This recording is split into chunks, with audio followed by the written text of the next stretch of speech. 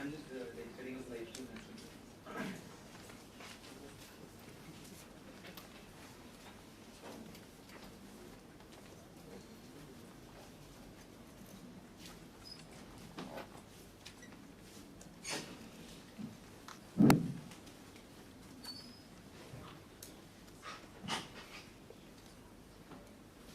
Very good morning to everyone. It's my pleasure to warmly welcome you all, including our esteemed panel members, our respected Vice Chancellor Sir, Professor Dr. Faizan Mustafa Sir, and the distinguished faculty members present here today.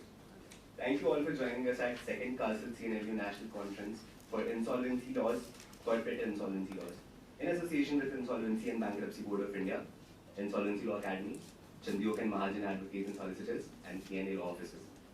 My name is Aksham, and I'm a second-year law student. And I stand before you today deeply honored to be a part of this panel discussion on IPC and challenging sectors of the economy. Firstly, I would like to introduce all the distinguished experts present here today on our panel. On behalf of the organizing committee of the event, I will request the OC member to present the floral welcome to the Honorable Vice Chancellor Sir for his constant support and encouragement.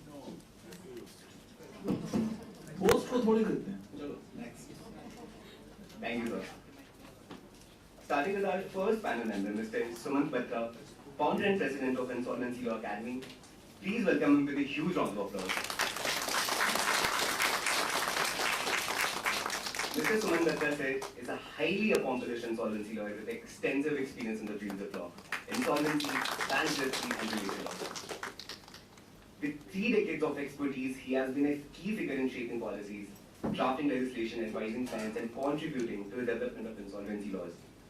His global impact is evident in his involvement with international bodies like IMF, World Bank, OECD, and EDB. He is also known for his leadership role in Insol International, serving as its youngest and first regional president. He has also authored books, for example, Corporate Insolvency Law and Practice is regarded as a leading scholarly work in this field. I request the organizing committee member to felicitate sir. Thank you, sir. Joining us next is Mr. Venkat Subramanian. Please welcome him with a huge round of applause. Mr. Venkat is a restructuring partner at EY India, and currently he is also the president of Insol India. He has over 25 years of professional experience in the legal field, and as one of the first registered insolvency professionals in India, Mr. Dinkar has been instrumental in shaping the country's stressed asset ecosystem. I feel deeply honored in welcoming sir to today's panel discussion. Thank you, sir. Thank you, sir, for joining us today. Next, we have Ms. Pooja Bari, an insolvency professional registered with IPBI. Please welcome her with a huge round of applause.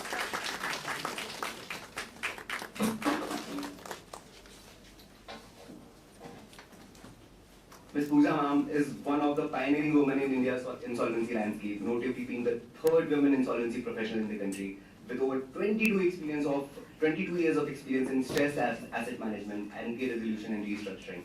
She has also served as a faculty member of IPBI and various government authorities, providing lectures on IPC and corporate insolvency resolution process. A heartfelt welcome to Ms. Pooja Bari ma'am. I request the organizing committee to felicitate ma'am. Sorry, sir. Thank you, ma'am. Thank you so much for coming. A good compare is one who keeps an eye. Yes. Yes, sir. Thank you so much. Thank you so much, ma'am, for joining us today. Next, we are privileged to have Ms. Neha Nagpal, partner at LM Chambers. Please welcome her with a huge round of applause and request the organizing member to take ma'am.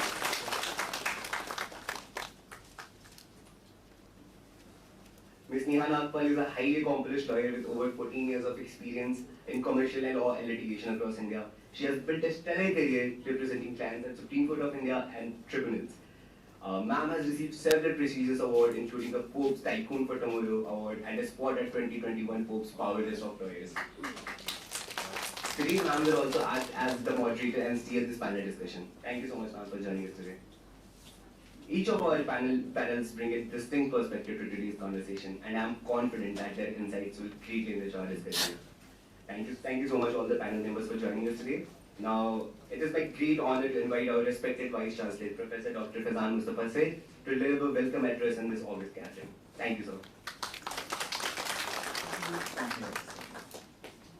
Good morning and very warm welcome to all the panelists. You just heard that they are leading the lights of insolvency law. We are trying to reinvent and transform Chanakya National Law University. The impression which has gone in the country about CNLU is that our students are more interested in competitive examinations. Of course, when it comes to judicial services, no university, no national law university or a traditional university or a law college comes anywhere near Chanakya National Law University. We recently got the result of Bihar Judicial Services, and people are really unable to come up with a firm figure, but the last I heard was that about 136 of our graduates has been called for interview, so the number cannot go down below 80 in terms of total selections. And now the joke is that for every 3-4 people from CNLU, you will get one judge from some other institution. But lately our students have shown interest in the corporate field as well. Many of them last year got very good placements. Some of them are going to get placed this year. Law universities are also becoming old. Many of them are now behaving like the traditional universities, and therefore the advantage which we had in terms of having our own academic council and executive council and governing council is increasingly being lost. But Bihar is a great place to have a law university. People here are extremely hardworking. In terms of diversity, no other national law university comes again anywhere near CNLU. Of course, it is largely due to the reservation policy which the state government has. So, having been there in Nalsar, I feel that teaching either in Nalsar or in Bangalore, you will be just talking to a class which is largely homogeneous. And that is not an interesting thing to teach unless you have heterogeneity in the class and the diversity in the class. It's not fun, you need to have some people who have entirely different perspective from yours, who would be able to speak that up in that class. This conference is extremely important for us. We got a center of insolvency laws. We are trying to encourage the IPC code. It's a new field. As I said last time, many people are not convinced whether the law is good or not. Some amendments are also being made, but there may be a similar situation for academic institutions as well, who should also be, saved at times. I'm really grateful that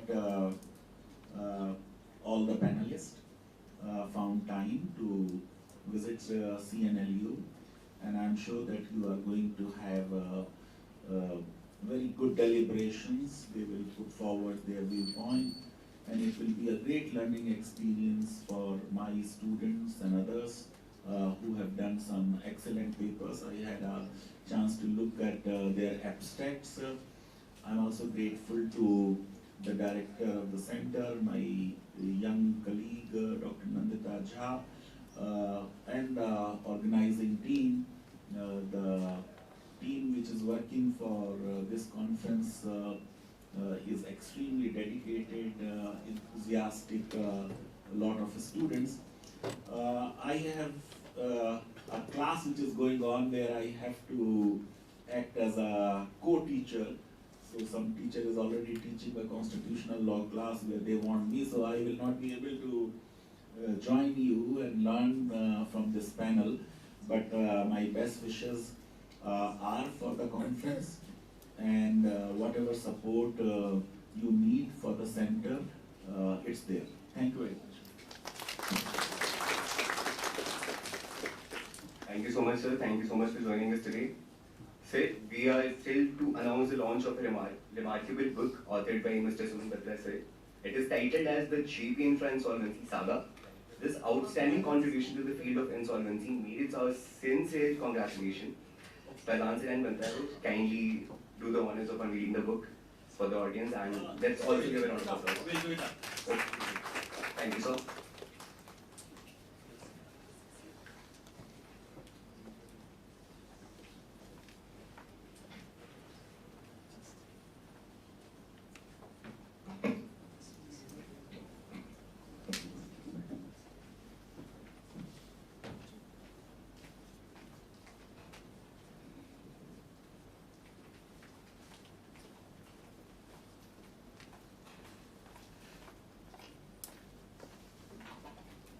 Good morning, all of you. Good morning, all of you. Thank you for having all of us here. It indeed is an absolute pleasure and a privilege. So as we're all well aware, we're here to discuss the many facets of the Insolvency and Bankruptcy Code and the landscape in which it is operating in India. And we're very lucky to have the founding father of the Insolvency and Bankruptcy Code, Mr. Suman Batra, here with us. We all continue to learn from him, and he's never short in giving us advice. And I'm sure this will be a very enriching session for all of you curious minds here. So as you know, the Insolvency and Bankruptcy Code was introduced in 2016 with the idea of helping defaulting companies find resolutions to promote entrepreneurship. But as things have gone by, we have seen there have been multiple amendments to the code, all to deal with particular situations that have come up through the vagaries of a resolution process. We've also seen predominantly that there has been a stereotype of companies that go into insolvencies, mostly from the manufacturing or real estate sector. And of course, now we've seen companies from the edtech sector, from also the aviation sector going into insolvency, and how there have been responsive reactions to dealing with these sectorial difficulties that arise through the CIRB process. So in light of this, my first question here is to Mr. Dinkar.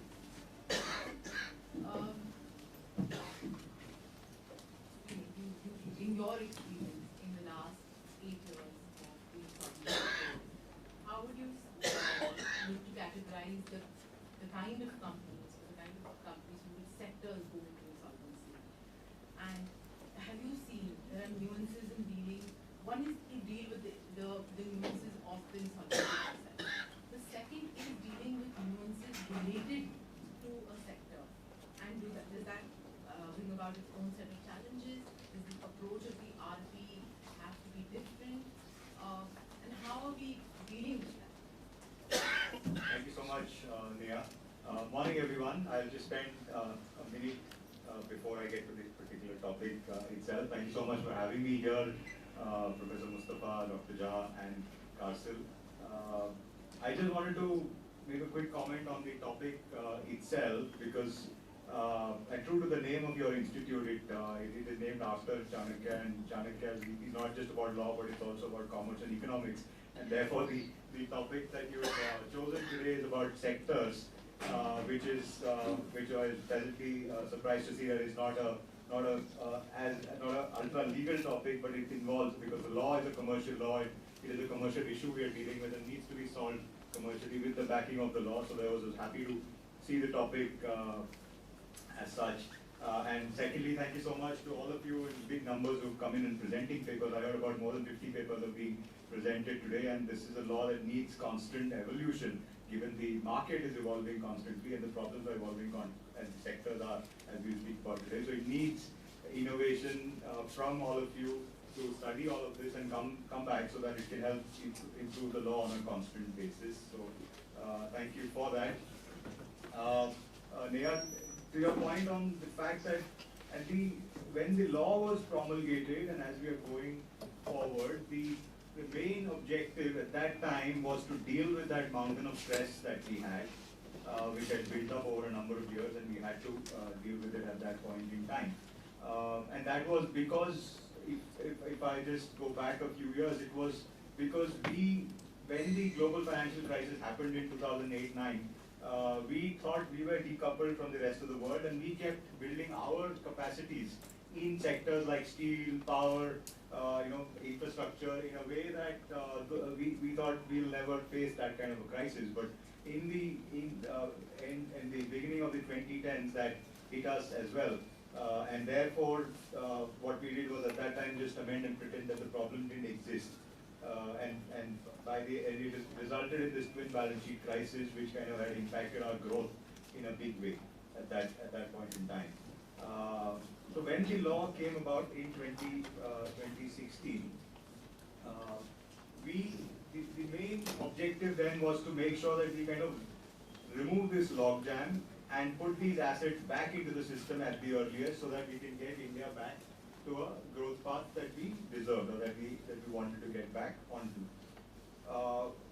So from that perspective, if value maximization and getting assets back put to work, if I look at those as the objectives that we're looking at, and approach with that lens on what businesses are there and how they are coming into insolvency, I would, every situation, every business, every sector has its own nuances depending on the economic cycles, depending on the market factors, depending on the intrinsic value of each of these.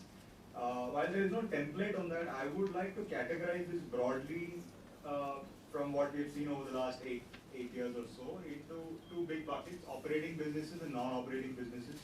The way you deal with non-operating businesses, shutdown businesses, is very different. Those are more passive, and I'll come back to that. But if I look at operating businesses, which is where our ability to maximize value and save jobs, save economic value, and put those assets back to work is maximum, there again, we've seen a variety of companies and resolutions. The first ones were commodity-based sectors, and which had very hard assets. As I said, capacity was built over a period of time when we thought there was no problem, but then those capacities were not utilized well. The big steel companies, the big power plants, those were businesses. The assets existed, but the use of those assets were not being made because they were either not completed, or they were not. There was not enough demand in that market. So that is asset-backed commodity sectors is one set of companies that were the initial one, the bigger one that came. The second categorization, I would say, would be still kind of business to business, B2B kind of businesses, but still in the manufacturing space. The value from these businesses were largely derived from the customer contracts that they had. Those were the most valuable kind of assets or value drivers that they had.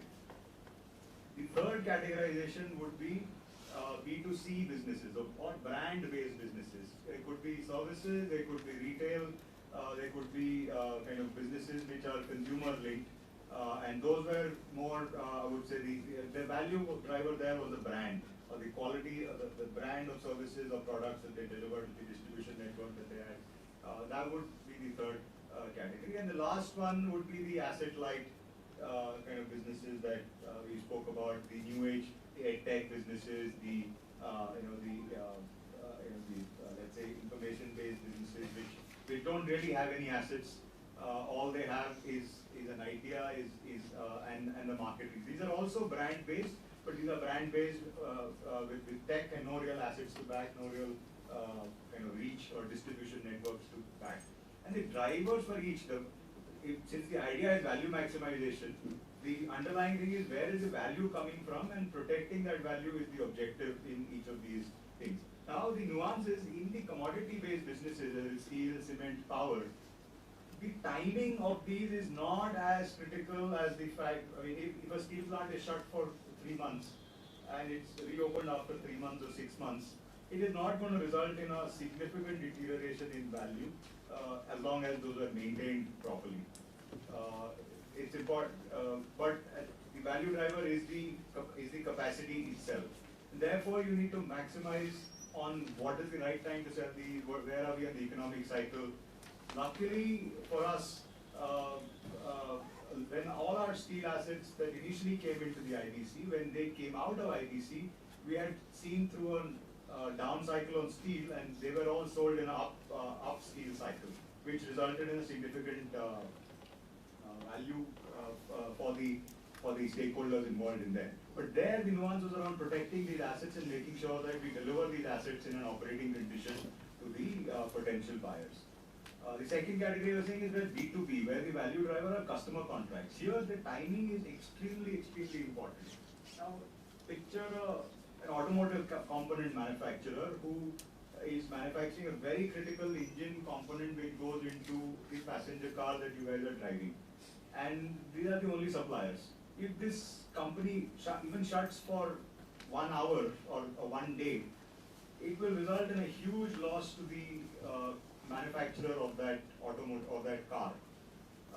And therefore, the focus was on these was a lot more in making sure that these companies quickly and keep operating in the first instance. There's a lot more effort needed to ensure that suppliers keep supplying, money was available to keep the business running, and the customers don't suffer and customers don't run away and go to some other supplier. Otherwise, if this passenger car manufacturer goes to someone else, the value would be completely gone and this business would be worth only the machinery that was there in there. So that was the customer contracts was the driver. Similarly, pharma businesses, API businesses which go and supply into medicine that were done. So those are again critical, and if those contracts go away, then there is nothing left in those kind of businesses. So the timing became extremely, and every day you are losing value in those businesses because every day the customers are losing faith in the businesses. So the more the insolvencies in these businesses drag out,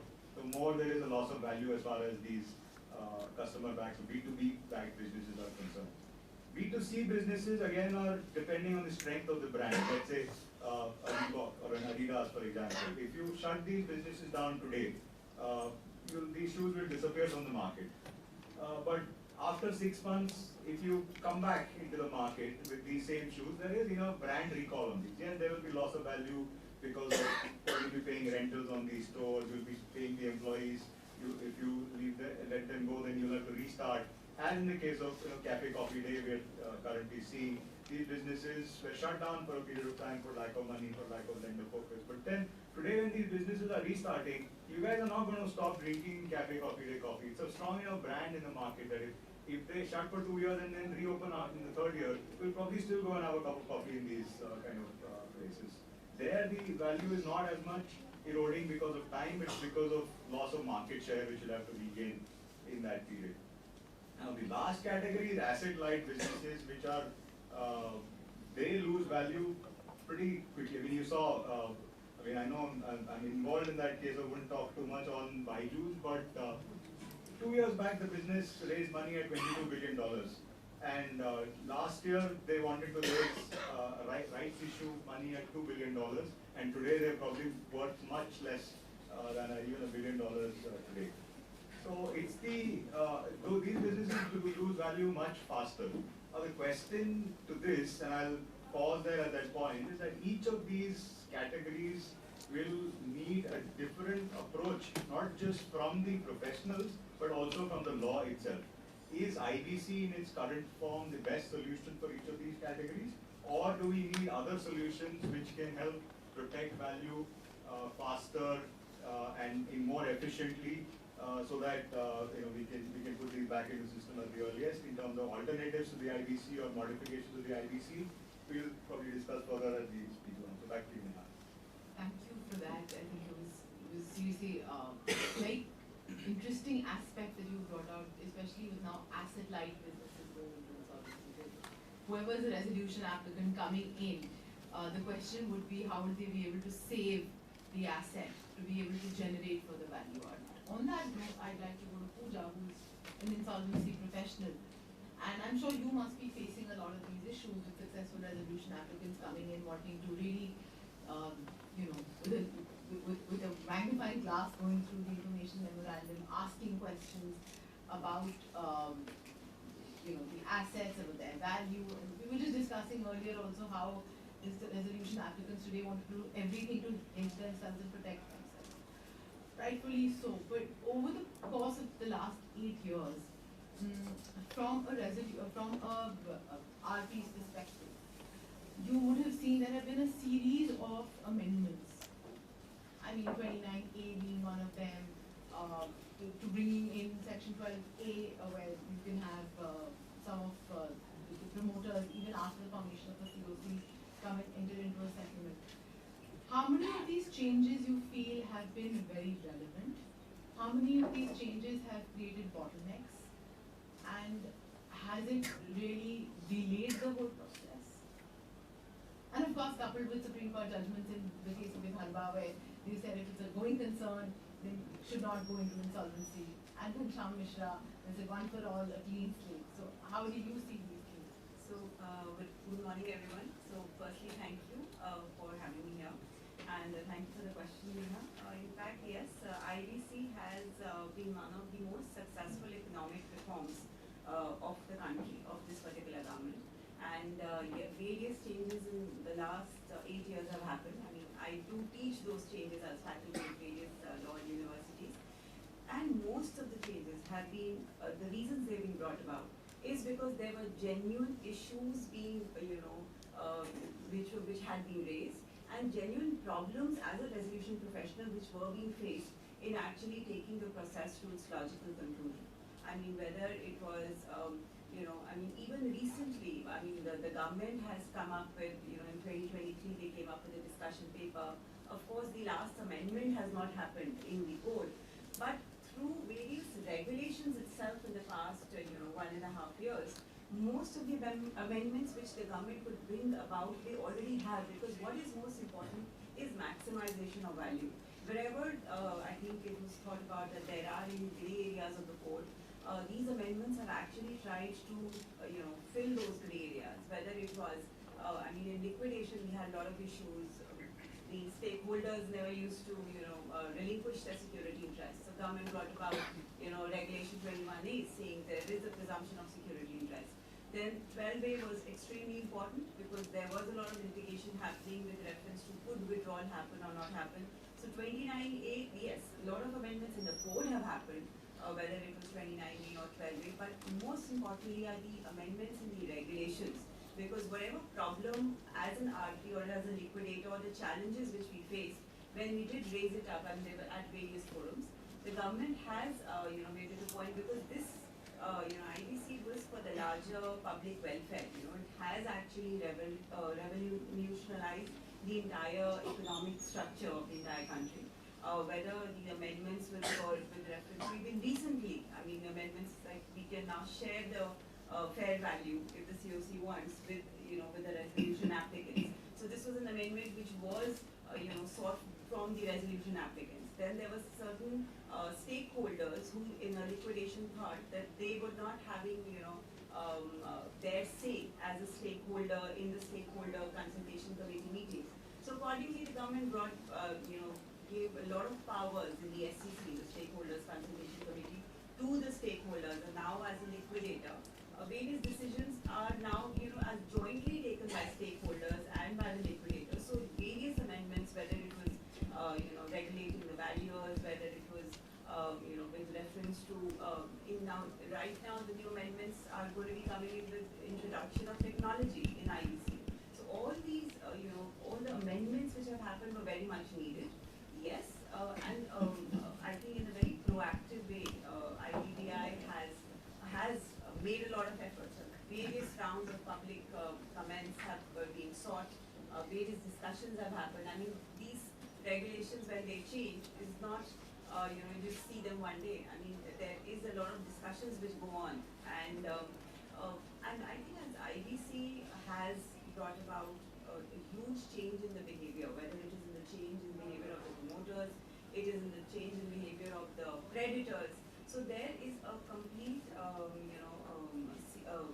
strengthening of the law. So all these amendments have actually resulted in to strengthen the law. Yes, there are still various areas. I think when you try to plug in a certain loopholes, you plug in 4 and then 3 more arise.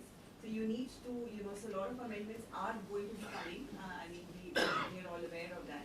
And primarily, there were issues with reference to PG, as you could see, personal insolvency, that was not there. There was a lot of jurisprudence.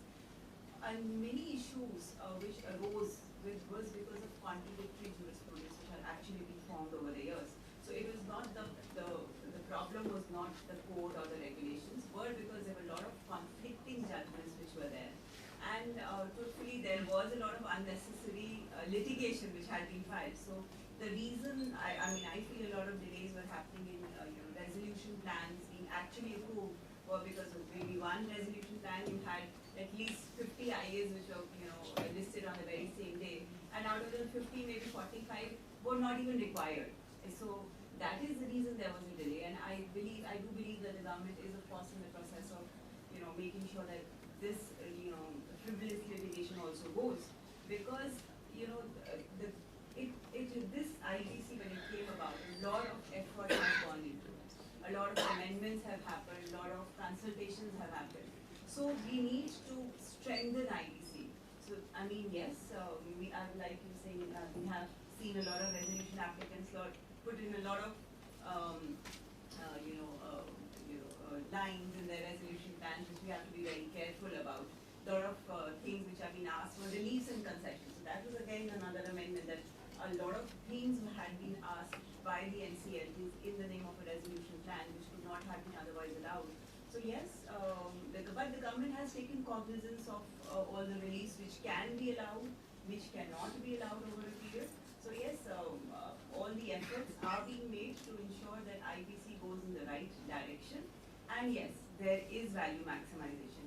All the, whether it was introduction of the challenge mechanism, which the IBPI brought about, was only so that there is maximization of value, there is a good price discovery, because that is what we are all concerned about, that there is revival, there is resolution, and most importantly, the stakeholders get the maximum that they can.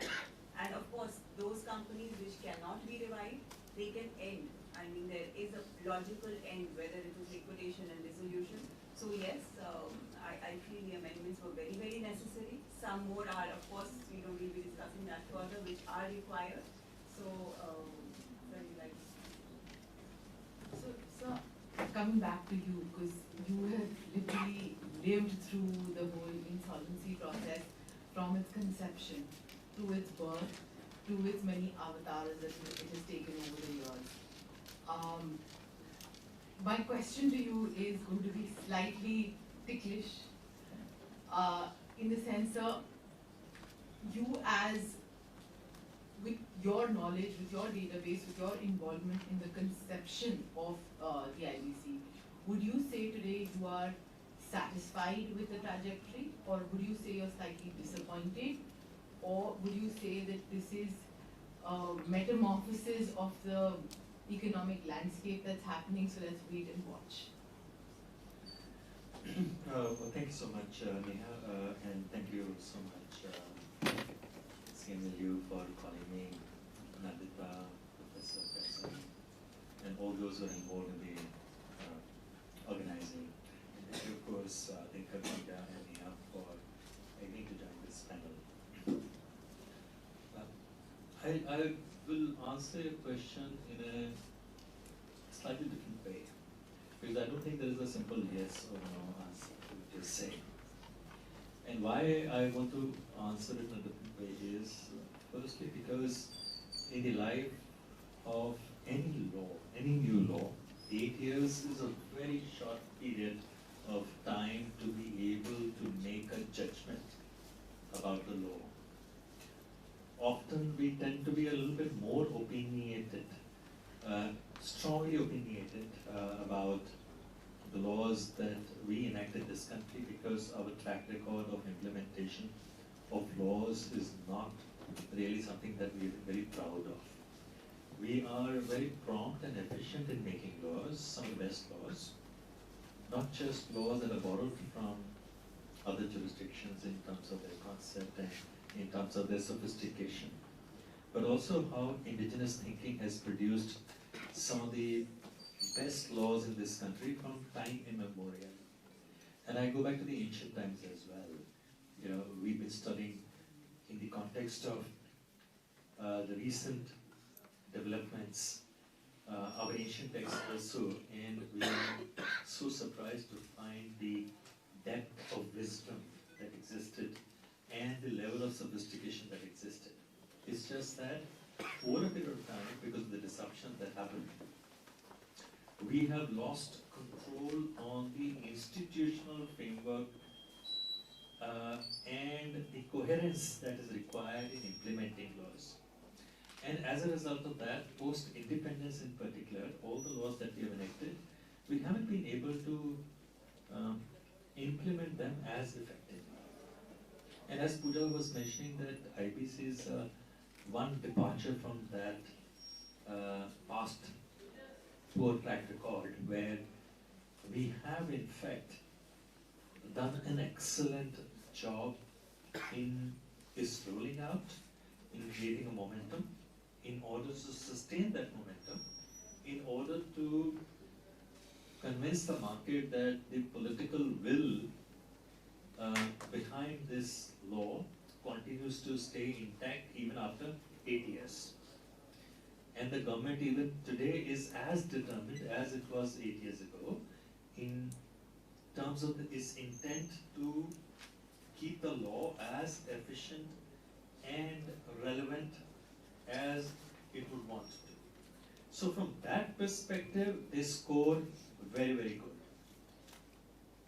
As to how the law has really worked on ground, that is too early to judge, as I said, because in any sophisticated jurisdiction, any advanced economy, it has taken much more than that as a time for the law to shape, evolve, become acceptable, and also today be rated as one of the best systems. I'm talking about US, which sort of introduced this modern insolvency law in 1978, and then late 80s when UK introduced.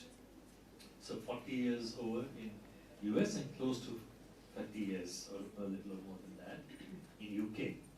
Now, there of course, the advantage was also that you had established institutions, you had a huge background and history of free market economy, you had the culture of capitalism, you had the culture of borrowing, and all that facilitated the implementation of their modern laws more emphatically. While in India, we were introducing a law like IBC meant for a free market economy into an economy that had just come out of the shadows of a closed economy. And therefore we were and are still in the phase of a transition. And our culture, our mindset, our baggage of the past, how bureaucrats think, how judges think, how we as practitioners think, still continues to stay dominated by a thought process which is the legacy of a closed economy. How do you therefore transition in such a short period of time into the grain of a law like IBC, which is inherently made for a free thinking society, a very matured society, and even a matured economy? By those standards, we have done superbly well. Given the tensions and the clashes in the two that I just mentioned. Having said that, what does disappoint me is a little bit of the downslide in the last 2-3 years, which we are not able to so far get a grip on and stop it from sliding or continuing to slide. And it started post-COVID, and I believe that we could have done better. But this is not the platform to debate that. I want to make one more point. Outcomes are shining. Law itself is something which we need to applaud. It has been applauded globally as well. But from here, in fact, starting last about 4 to 5 years, IBC needs to catch up with a lot of developments that are happening globally. When IBC was conceived, it was conceived for meeting the needs of a particular, if I may say, even demand of our economy and our polity. When NDA government took over in 2014, it had inherited a very weak economy. And there was a desperate need to provide a lot of engines of growth to take the economy forward. Our ranking on ease of doing business was very poor. Our banking sector was on the verge of crisis. Our immediate need to bring out an insolvency law was to serve these three immediate requirements. There was no larger vision to IBC at that point in time. There was an intent, but because of the very short period of time that was given to the committee that was to propose the law, they prioritized their thinking and focus on bringing out a law which will immediately address these three issues. And those have been done very well. Our banking sector has come out of the crisis, NPLs have improved. Our ease of doing business ranking has gone up. And even our economy is back on track. And IBC has made undisputed contributions to that. But the challenges started soon after the IBC was enacted because the world itself had moved far beyond what really fitted into the IBC's framework. And I'll give you two examples only, although one can have a full lecture on this. The first is that geopolitically the world changed. After the tariff war, after the resurfacing of the Cold War in a new avatar, we all are seeing those manifested today into tensions between China and US, Ukraine, Russia, what is happening in the Middle East, Taiwan, the Red Sea tensions, Sri Lanka, the Arabian Sea, Bay of Bengal, all the effort that is being made by many forces to take control of potential economic power centers, geographical locations where those economic centers may be located, or passages to those economic centers. Which means that a lot of your policies would be influenced by geopolitical factors, including cross-border insolvency, for example, including choice of jurisdictions, what we have earlier mentioned as forum shopping. There is another issue. Another issue is that after Lehman Brothers crisis in 2008, we all realized that in courts, it always takes more time to resolve issues than it ordinarily should, and therefore we should move to informal procedures where we are less dependent on the courts. And the world has since been trying its hands with hybrid insolvency systems in different forms, including completely out of the court.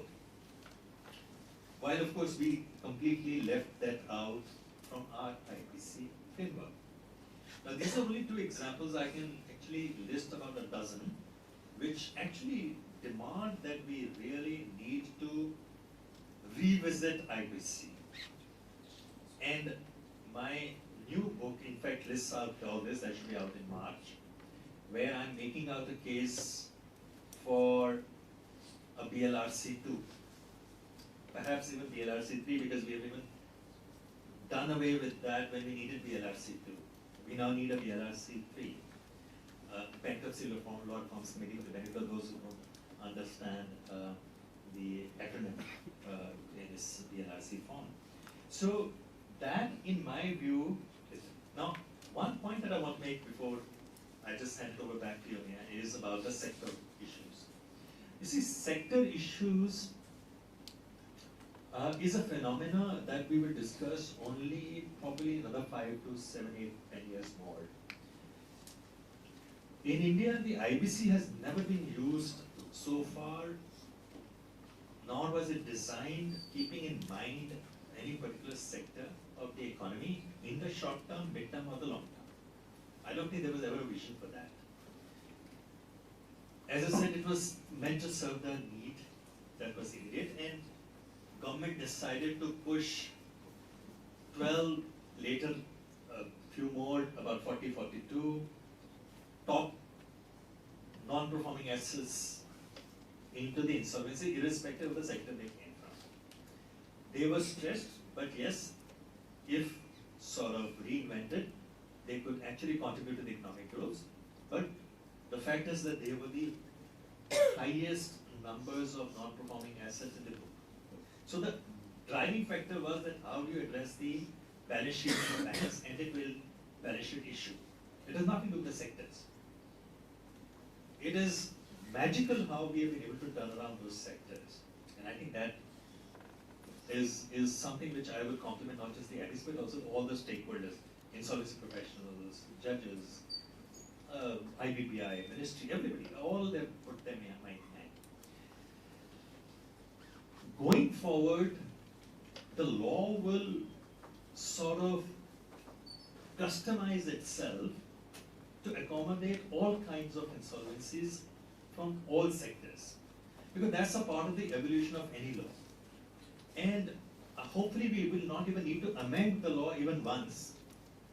In US, in the last 40 years, there have been only 1 or 2 amendments. In UK, probably not even one. The US set up a committee recently, because it said it's been 40 years, let's just look at it. Nothing has come out of it, because everybody feels it's doing very well. Because the market is so mature that they find their way around the provisions in a way which is constructive, progressive, and which gets a very result-oriented outcomes. While we get stuck down and bogged down by the letter of the law, often, that's a common law issue as well, but also because we are a very litigious society, we make complexities even greater rather than finding solutions. And that is because of the issue of maturity. As a matured economy, as mature professionals, when we reach that stage in 10 to 15 years, we will find that we will ourselves laugh at some of the regulations and legislative changes we had to make back in history. As to why did we even need to make those changes, why did we need to have to do that?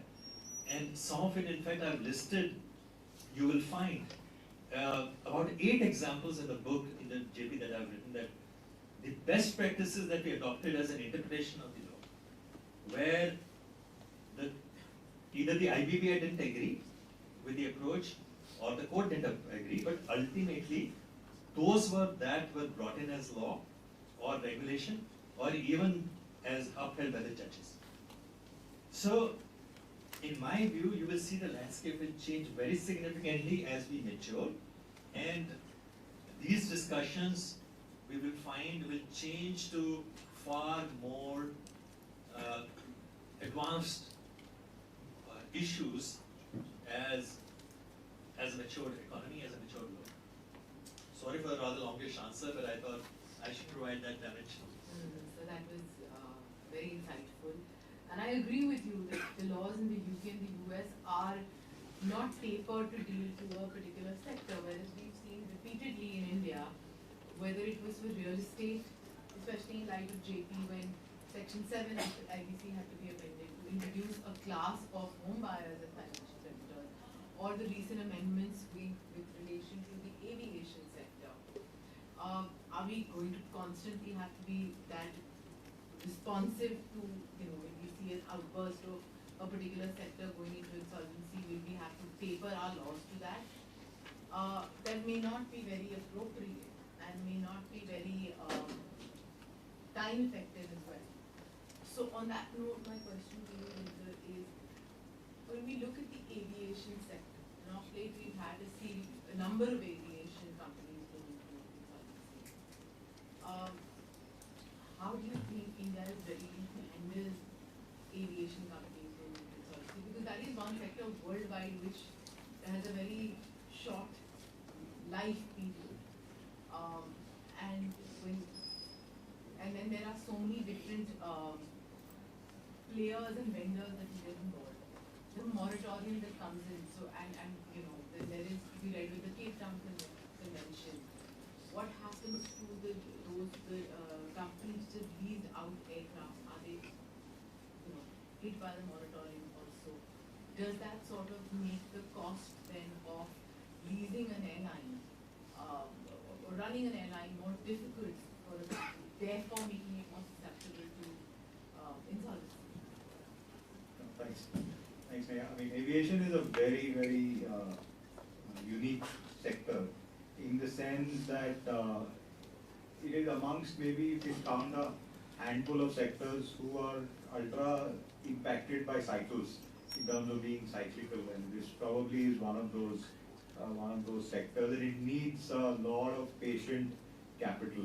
You cannot run an airline based on short-term capital and try and keep raising money on an every other day basis. So because of that, you have seen globally a lot of airlines go down and get back. And in India also, we have seen 2 airlines until now been subjected to or been taken into the insolvency and bankruptcy court, and one more somewhere getting in and out of that threshold as we speak. So.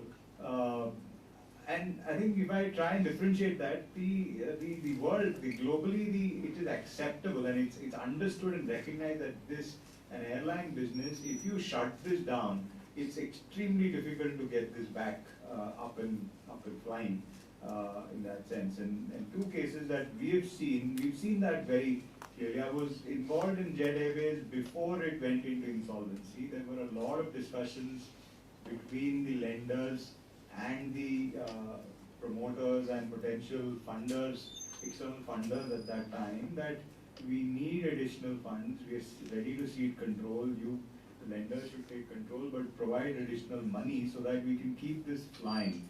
And the decision was taken by the lenders that no, we're not going to infuse any additional money, and let's put this into the insolvency process. It went into the insolvency process. Obviously, it did set a great precedent on cross-border protocol, which Sumant was very closely involved, but that's not the point that I'm making. I'm making it to how do we revive this kind of a business if it shuts down? Yes, there was a successful resolution plan, but then what were the value drivers? What are the value drivers in an aviation business? Coming back to my earlier point on value maximization, value drivers are obviously the brand, the flights, the fleet that they have on rental, the slots that they have from the Airport Authority of India, which kind of gets access to them to certain sectors for a certain period of time. And the customer experience, really, the customer base which comes along with the brand actually. So when it went into insolvency, that those were lost immediately. The first 2, the brand probably is, which is why there was a resolution that if they use the brand and fly it again today, they will probably revive, but unfortunately it's not seen the light of day. I've been involved much more closely in the go first process, although it's still in insolvency, and but I would say when it went into insolvency, it was a Section 10 filing to start with. The promoters themselves put their hand up and said that we don't want to be running this anymore because there is no solution we have, and we'll have to keep funding this thing, and they're not willing to do that. At that point in time, there was a very clear revival plan, which was hinged on a certain amount of money being committed by the committee of creditors in terms of making sure that that interim finance is used to help revive this thing. The brand was still there, the aircrafts were still there, the slots were still there, and there was a very short window within which, if we kind of implemented that, it would have probably been up and flying again. The money was arranged. The lender surprisingly were willing to put in their interim finance, and we got approvals around that. But where we lost that plot was a lack of communication between, or lack of alignment between the flight, the fleet owners and the business. There was a trust deficit between the people who had rented us the fleet and the company itself. There were other issues on the arbitration, but the fact is that, and that's where the Cape Town Convention was coming to. We as the RP and the RP advisory team felt that there is a credible revival plan and we can keep this running, and therefore the priority should be given for keeping the business as a running concern, as a going concern, and should be allowed to keep that keep that going. But obviously, somewhere the people who had rented us the planes, they decided that no, they would be better off taking these planes away and putting it on rent, putting it on charter elsewhere in the world. And there was a court battle where this was tested, and this came up. The Cape Town Convention, as Neha mentioned, says that if this Cape Town Convention, or the legal right of the owners of those planes to take them away overrides any other law anywhere in the world, and I think that resulted in and that was upheld in a way. And during that, and the court ordered us to return those planes and keep those planes in a condition that we can that could be taken away. The only, the corollary to all of that is that the costs of the CIRP costs of in such a business are so high. You will have to, the maintenance of these aircrafts during this period is actually the liability of the lessee, which added to it. These are literally white elephants in terms of keeping these planes airworthy, and spending money around that adds to a huge lot to the CIRP costs. And of course, all the costs on rentals and maintenance and everything else adds to that. It is a very short window where if a shut airline can be revived in a very short window, keeping all of the stakeholders, taking all of the stakeholders along, great. Otherwise, it's a downhill path from there. Yeah, I guess that's on the aviation side. So the lessons learned really are that coming back to Suman's point earlier, I would say avoid insolvency, IPC in the form that you take it into IPC as far as airlines are concerned. A sense of urgency is needed amongst all of the stakeholders, lenders, lessors of aircrafts, business, the people who are running the business, finding new money to these, and make sure that you, it's literally a cliched melting ice cube, and you try and keep that, freeze that as early as possible so that you can keep that as it is. If the more you delay it, the more distrust builds in and the more value destruction happens. And which is why we need alternatives, or we need some of the enhancements, whether it's a June 7 circular solution, which is a bilateral workout agreement, or you need a mediation kind of an arrangement, or you need a creditor-led resolution framework as is being talked about, so that we can come together, sit across the table, hash out a solution so that it's a win-win for everybody rather than the value getting destroyed for everyone.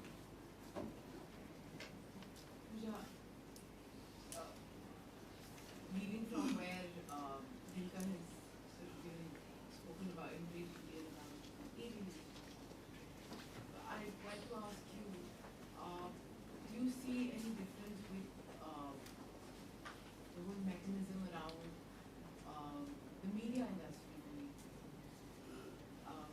That's very asset-like, but has a huge potential to impact various sectors. And it's also very or the man behind it. So how do you navigate the insolvency process of a media house?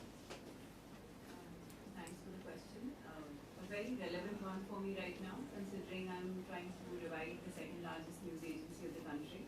Hopefully on the brink of revival right now. And of course, various challenges have happened, and these are very nuanced challenges, not the usual factories, employees, or contractor issues. No, these are, I mean, what we are dealing with is a decades old problem, wherein the shareholders were media news, the resolution applicants also, some of them are media news, all the employees are journalists or non-journalists in many, many decades. So yes, the issues are varied.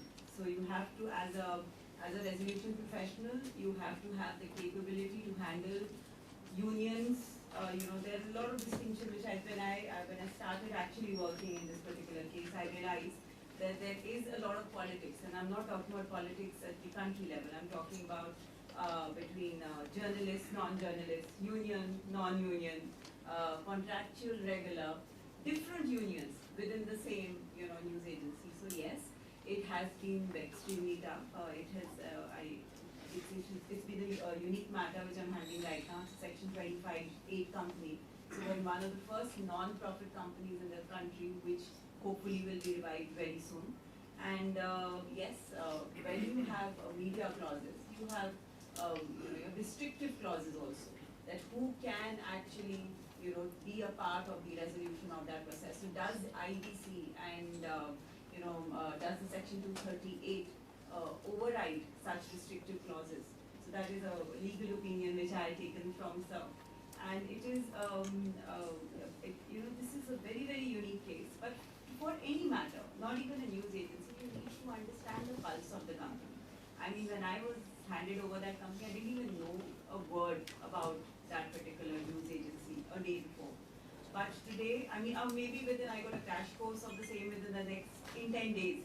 So I had about more than 800 claimants and employees and retired people who come to meet me when they gave their claims. And with them, each and every one of them gave me a small part of the history of you and I. So within 15 days, I knew everything what had happened in that company for the past 60 years.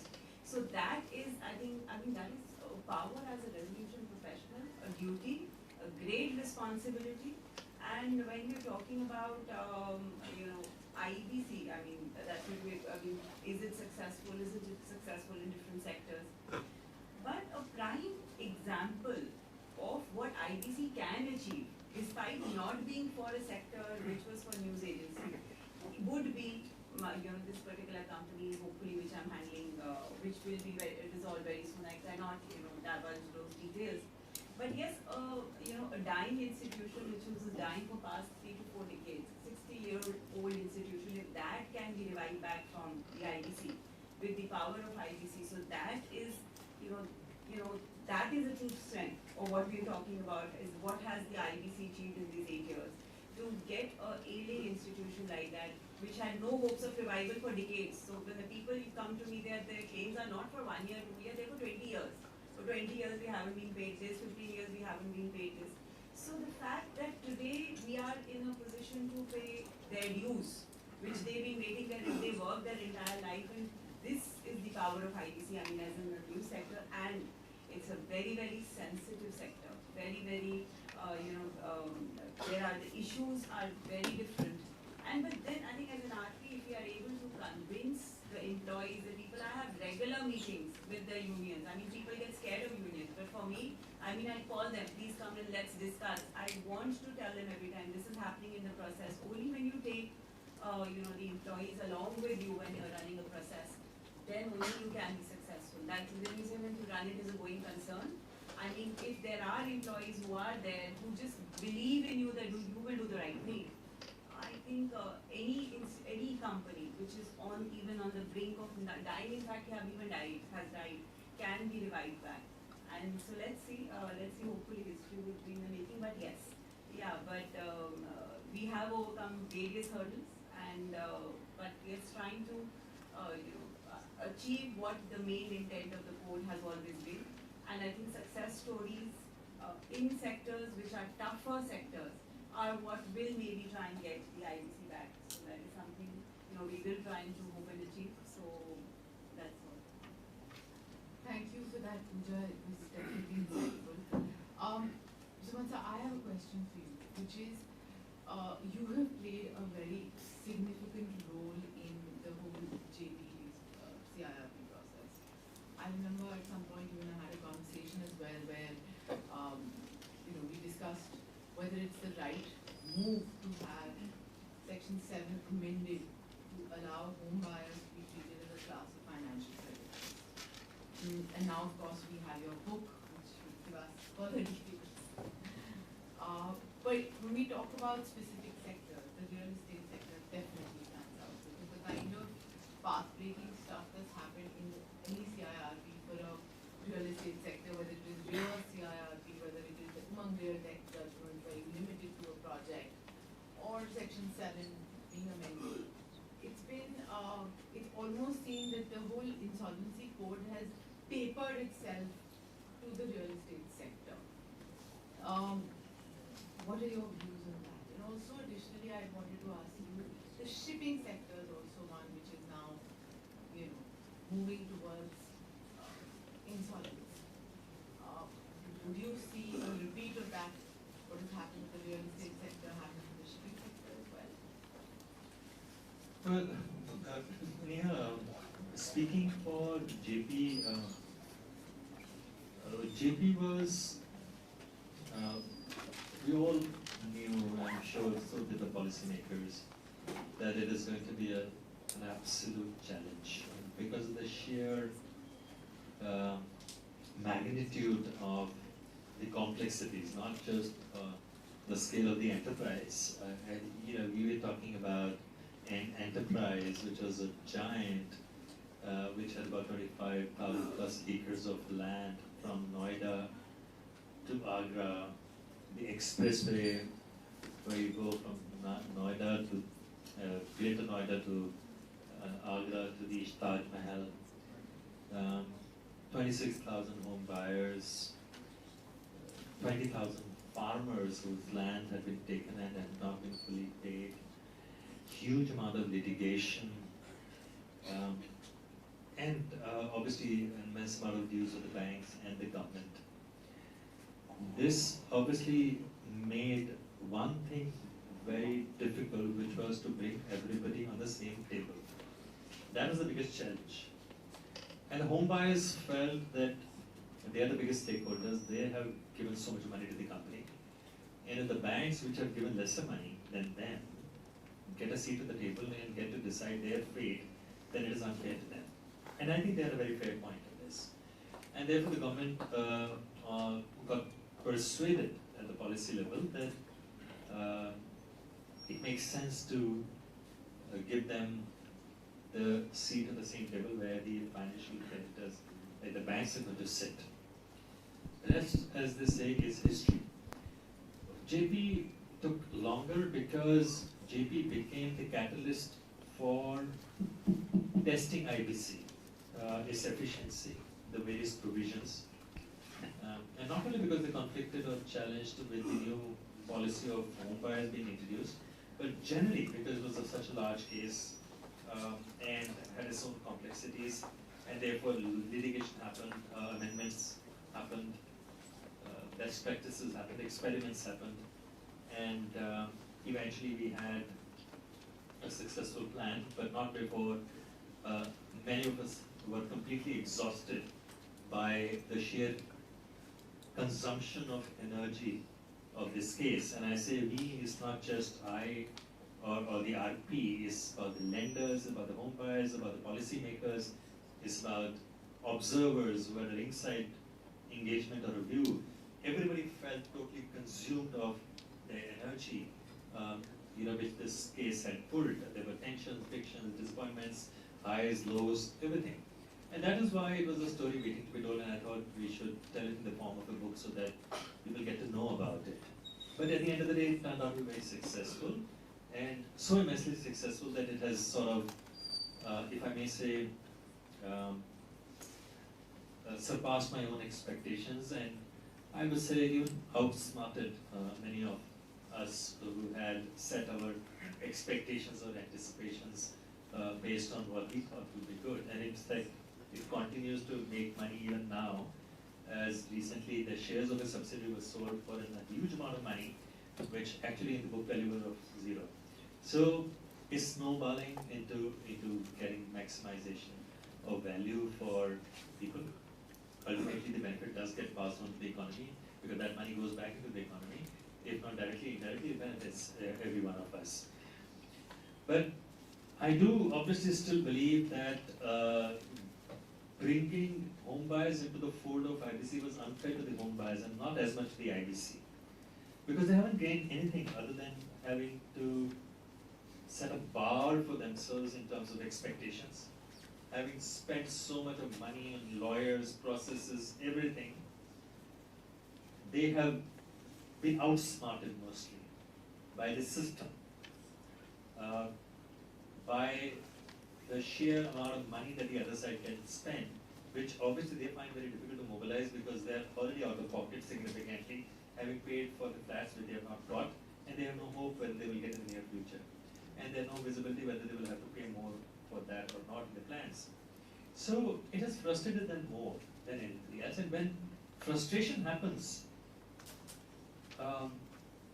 institutions like banks, they have an institutional approach even in the most frustrating and testing times, because they have certain ways in which they approach decision making. But when humans get frustrated as individuals, including all of you in this room, we all react differently based on our own individual experiences, understanding of the situation, and psychological upbringing, and our own individual fabric. So home buyers sitting in the COC, they will all have different ways of looking at things, and there will be very little scope of unanimity and consensus. As a result of that, I think it delays and obstructs the process rather than facilitate.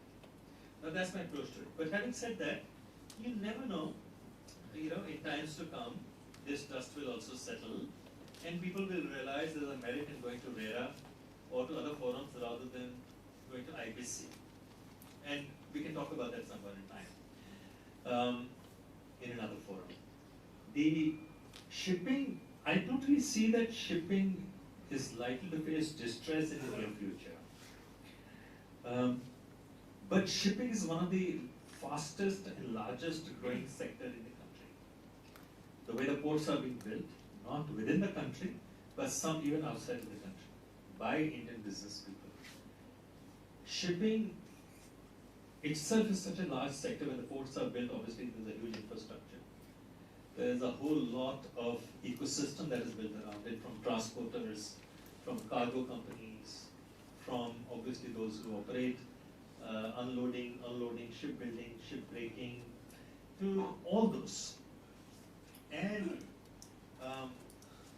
if one of the agencies, as Vinka was pointing out, gets shut for a day as an automobile sector, it could happen even in the shipping sector.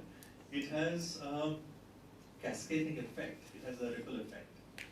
And therefore, my point of view of keeping focus on the shipping is from a futuristic point of view, so that we're not caught unaware.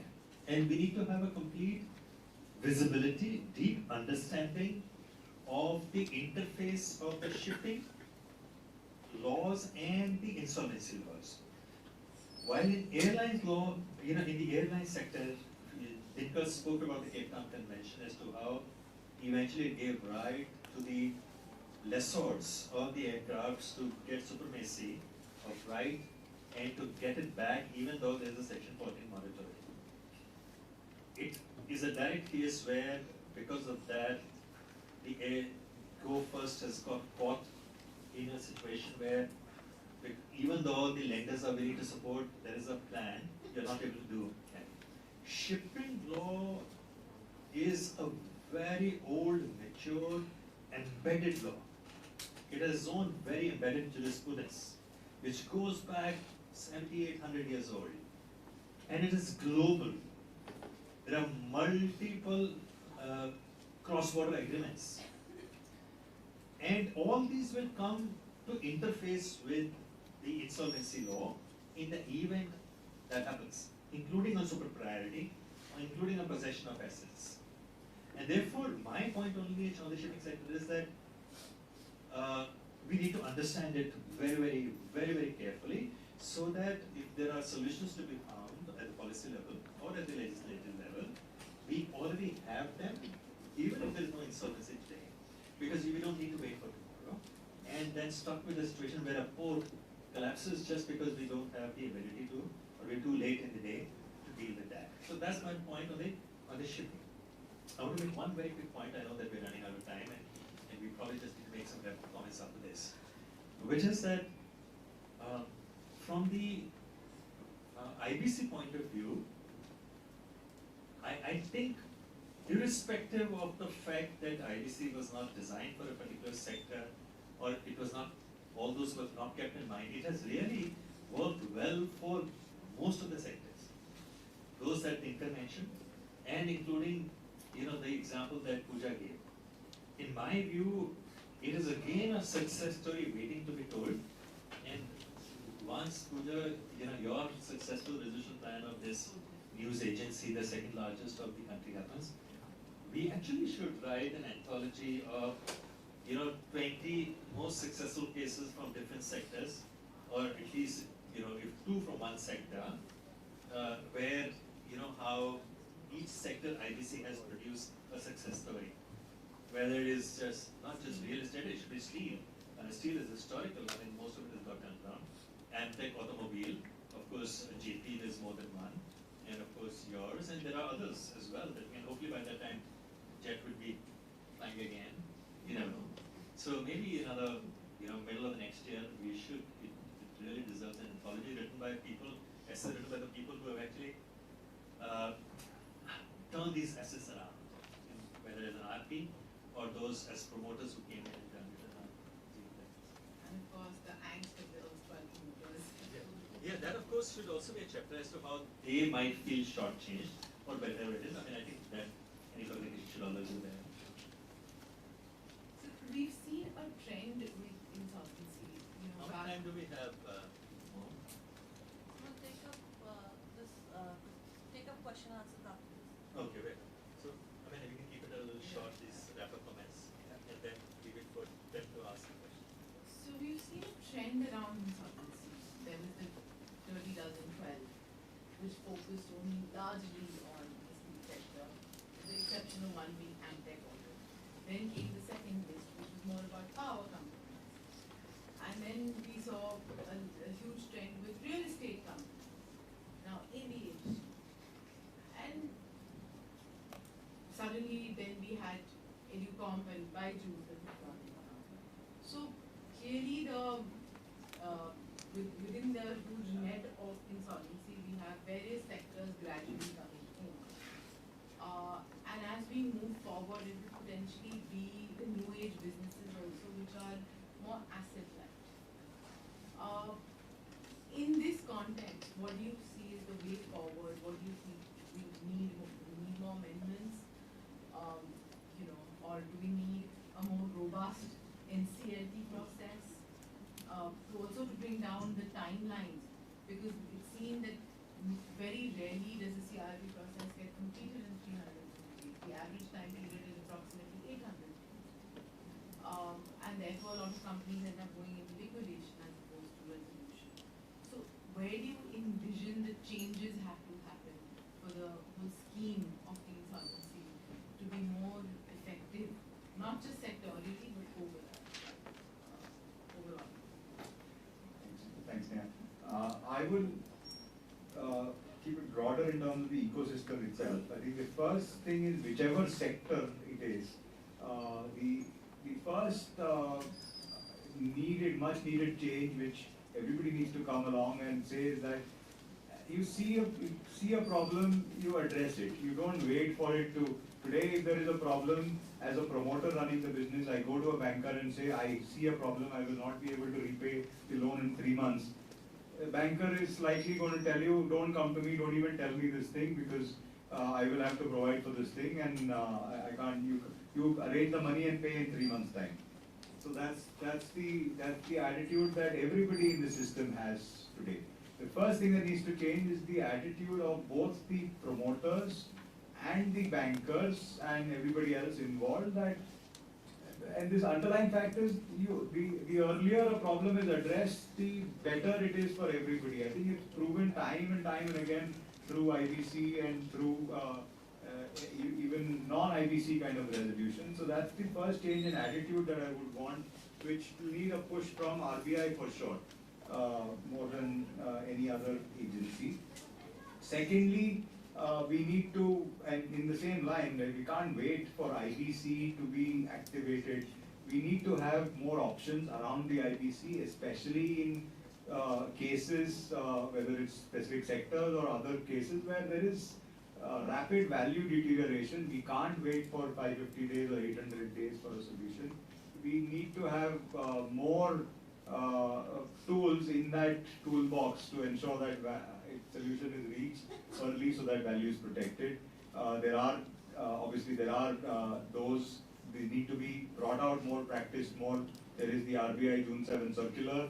There is ADR or mediation that's being talked about in a big way in insolvency, in stress situations.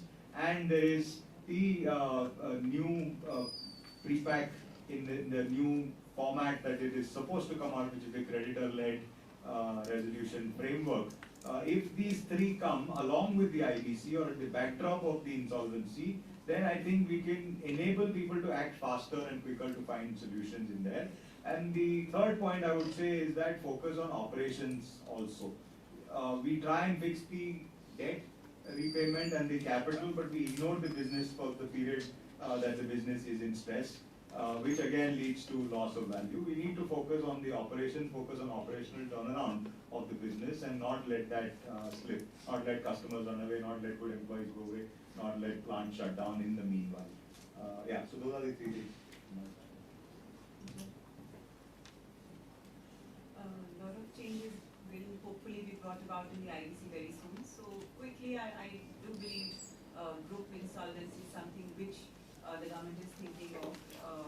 Also cross-border and of course creditor-led resolution is something which which is being thought about, which is like basically an extension of the pre-packs, but not moving beyond the MSME. Yes, in this union budget also, our finance minister did speak about a lot of changes, especially spending on the NCLTs. That is the reason a lot of delays have been happening. But truthfully, the COVID was a lot to blame for that one and a half years. So yes, a lot of issues hopefully will be getting resolved very soon. A lot of contradictory jurisprudence, which I was talking about earlier. Certain issues hopefully need clarity with reference to priority of super priority of EPF, gratuity, etc. from section 53. That is a concern of a lot of creditors that needs some clarity either from the government or through the jurisprudence. That is something which we are hoping that should come very soon, because it is required. It is required because priority of dues as per section 53, I think as the creditors, they need to be secured. If they are secured, are they going to get money as a secured creditor or not? Because there is a lot of questions with reference to the same. I think these clarities should be coming in the board, hopefully very soon. Of course, and sir is the one who will really tell us that. Well, no, I think you said that, Pooja. I think Dinka made very, very valuable points that we really need to sort of address a lot of issues in a way that they don't even end up coming to IBC from a preventive insolvency point of view. So the whole concept of preventive insolvency is something which we need to evolve, and that's a cultural issue more than anything else. Of course, it requires some best practices as well, but clearly, Tinker, I, and together as ILA, EY, and Chanjok and Mahajan are looking at that aspect. We set up a chair at ILA on that. We've come out with the first paper on hybrid insolvency again from the point of view of pre-insolvency, and we're looking at some of the other issues as well. IDBI has done an excellent job and continues to do an excellent job in terms of dealing with immediate issues. And I think that's what the job mainly is. What nobody is doing really is looking at, if I may say, 23 years from now, which I think is a target for not just the government, but also for every citizen of this country, every person who lives on the earth of India, which is the aspiration of becoming a developed country in 2047. That aspiration is not only a symbolic tag of developed country. It is not that we would then be able to get a passport where we will not need to get a visa even to get to UK or US. I mean, obviously all of us want that because it brings that dignity. You want a Singapore passport today because it gives you access to a number of countries. You need that kind of vision. And when you need that kind of vision, then you have to start thinking backwards. What is it that needs to be done to make that happen? Because passports won't be produced magically. You won't become a developed country magically. There is a whole lot to be done. And I think what we should be doing is, because government's attention is always engaged with more pressing, knee-jerk issues which take priority, including for IBPF, for example. They're just so busy with so many issues at hand. But what we should be doing, and I say again we, because there are so many young scholars here who have urged to write, as you can see, 50 papers. We saw recently in a conference that was done in Odisha, again, a good number of same number of papers, young, some very bright. We saw at CNLU, some papers being presented a few weeks back. Brilliant, one of the students won a paper award. Yesterday we had a round table where there were 2 students, including one from one of the CNLUs, I don't know which one, not from Delhi, made some very good points. And I think they are as bright as I believe anybody else of us who has good experience can make. And that's why I think there's a lot of responsibility on us. And I would urge you all to look at futuristic topics. Don't get bogged down by these issues that we have discussed. There are plenty of people thinking, I'm not saying don't write about them. I'm not saying that don't look at them, don't research them. But invent and innovate. Look at issues which nobody has even imagined or thought of. And don't think that you will look silly writing about them. Be bold and courageous. Because any one idea that may come out of 50 of your papers, which eventually gets traction at the policy level and shapes into an idea, eventually shapes into policy. That is how policies are made. Number 2, I would say, for you to be able to do that, think originally. And I'll give you 4 topics also at the end of the day as just leads. But think completely originally. Don't copy paste. That you will do Google search, you read this paper. And that's good for ideation, but don't copy paste ideas. That also brings to the issue of ethics. So we have to be original and ethical, not in terms of just not copying content, but also not copying ideas and then claiming it to be yours. And 4th is the integrity, which means that you shouldn't really be pushing anybody's agenda. I mean, that's more from a futurist point of view, because I know that at this point of time your desire is only to sort of build your own identity as a scholar. But generally, researchers shouldn't really be carrying an agenda for any activist group, any stakeholder. It should really be something that they believe in and are convinced that they need to carry forward. I leave you 3 topics that you should really, really focus on. The first topic is on climate change and finance, insolvency. And why I'm saying this is that this is one topic where I can clearly see that India can take complete leadership going forward. We can monopolize the discussion, influence policy, not just in India but globally on this. We can set the agenda on this so that historically the way agendas have been imposed on us by developed countries or by multilateral organizations, we are able to offset that and therefore control the agenda. Write hundreds of papers over the next 2 years on this so that not only does it bring it to the attention of the policymakers here in India, but globally. And it proves our scholarship on this subject. At all levels we should write. It is a subject that deserves, demands that kind of attention, and also demands and deserves attention at all levels, not just by experts, but even by students who think from a very organic way, because your way of thinking will obviously be much more different from ours. I would say it's much more organic.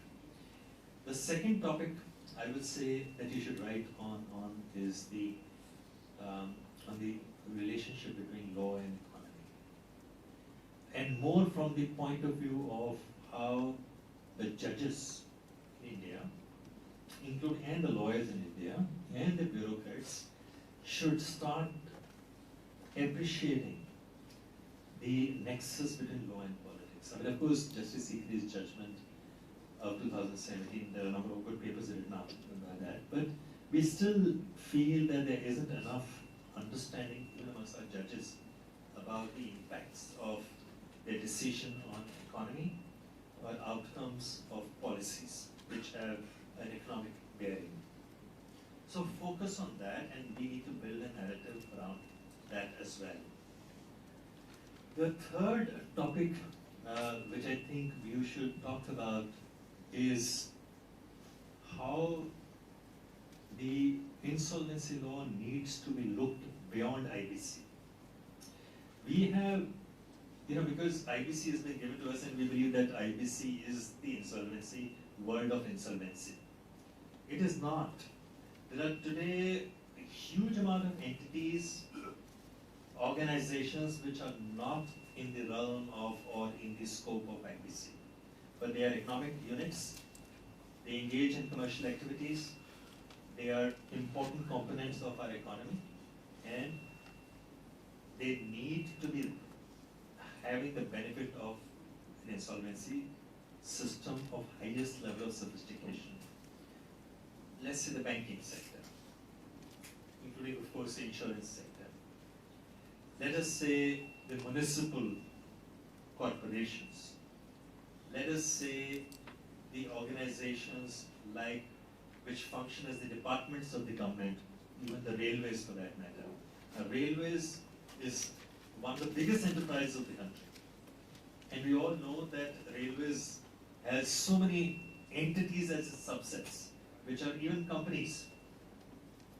So in a way, state-owned enterprises, which are not corporatized, but operate as a corporate, how do we sort of make sure that that level playing field is created in our economy where the state-owned enterprise and the private sector enterprises are not treated differently when it comes to approaches, where a state enterprise is supported by capital by the government because it believes it has a political economy in it, and therefore they will continue to put money, where this similar enterprise in the private sector is left to the mercy of what Dinkar mentioned, that somebody is going to the banker and the banker is saying, I don't know how you borrow, or do whatever it is, but it's not a secretary to the government when they are writing a note to the minister that please, get a cabinet clearance for, 100 crores or 3,000 crores for my corporation. How do we create that, ecosystem? That is free market economy. That is a capitalist market, without, of course, compromising our social goals, our welfare goals. Those have to be inherently ingrained into our policy.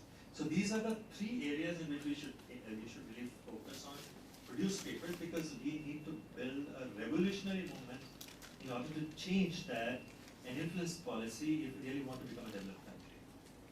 And we have a responsibility of contributing scholarship.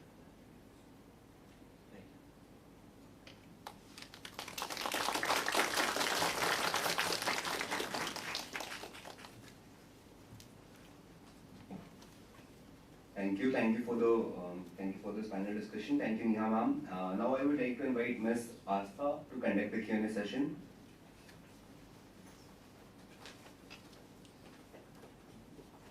Good afternoon, everyone. Let us have another huge round of applause for the esteemed panelists who have taken up such a huge discussion for all the things related to insolvency. Thank you, Mr. Saksham. And thank you, Neha ma'am. Thank you to the panelists for highlighting all the key points of the discussion. Now, let us continue with the dialogue and begin with the question and answers session of this panel discussion on IBC and the challenging sectors of economy. I invite the audience to raise your hands if you have a question, and the mic will be passed to you.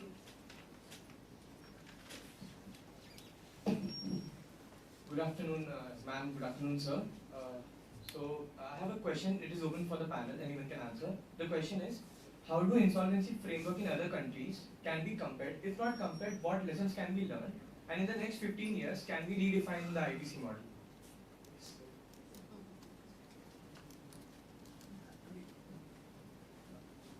Thanks. As Sumant was saying, I mean, the insolvency frameworks in different countries evolved over different periods of time, over different circumstances. Of course, today there is, everyone is observing, looking at what can be done better. I mean, when you look at the two broad models that evolved over a period of time. One was the Commonwealth model, which was a creditor-led, creditor-controlled kind of resolution framework. And the other one was more of a debtor-led, debtor-controlled framework. But today, and obviously the US was more on the debtor-led model, and there were other economies around that. And every insolvency ecosystem, and I would say not just restricted to the law, the ecosystem is everyone has a wider set of tools ranging from bilateral workouts where lenders and borrowers sit together and sort out their problems. If they can't, then they try and resolve it through maybe a pre-pack kind of a mechanism which is there in some countries. And if that still doesn't get resolved through that, then you get into the insolvency process, the formal insolvency process. I think that's the kind of continuum that's there everywhere. And nuances around this continuum are evolving as we speak, and everybody is borrowing from every other economy. And that's the overarching kind of framework within which everybody is operating. But within the when India kind of evolved, or India adopted our framework, there was a huge backlog, as Sumant was saying, as I was saying initially to start with, and it needed a rapid kind of a cleanup exercise at that point in time to release assets, release bank balance sheets, and get us back onto that path. And that's why we chose that point in that model, because the existing legal frameworks were not really addressing. So there was a full shift in the pendulum, and it was a creditor-led framework. Promoters lost control of their assets, board of directors were suspended, and this changed to that. This was even more intensified with 29A when it came in, that if you've been a defaulter in that sense, and been a defaulter for a period of time, then you kind of can't even bid for your assets back. So that was the extent of the spirit in which that was done, that we had to clean this up. We can't have this delay our growth anymore. But in some other countries, that level of mistrust is not as much. The trust deficit is not as much between the borrowers and the lenders. So it's a more calibrated and more bilateral kind of a discussion. So and the evolution will be within this framework, obviously, and with all the topics, the future is what will come over the next 15 years. The question Sumant addressed it pretty much in that, but it'll have to be horses for courses depending on which situation, which economy is in. Thank you, sir. Thank you so much for the insightful answer. Can we have another question?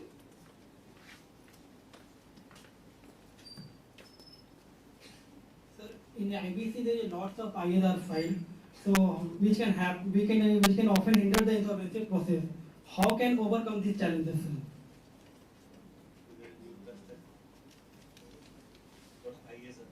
Lots of IRR files, sir. Yes, I agree with you, and there are genuinely a lot of jurisprudence which is being formed, because if you, any topic, truthfully, if anyone wants to file an IE, you'll have 5 orders one side and 5 the other.